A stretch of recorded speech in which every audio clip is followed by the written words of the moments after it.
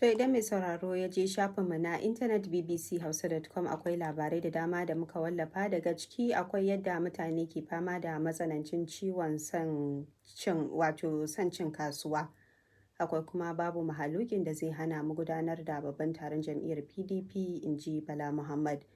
Sai kuma babban labari akan shafinmu na kai tsaye da yake cewa mun kashe 'yan Boko Haram 35 in ji sojin saman Najeriya.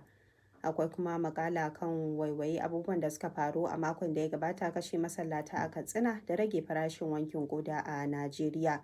To masu sauraro baki ɗaya shirin kenan a madadin dukkanin abokan aiki da suka dafa shirin ya zo gare ku sai kuma Lawal Nuhu Suleiman wanda ya haɗa mana sauti.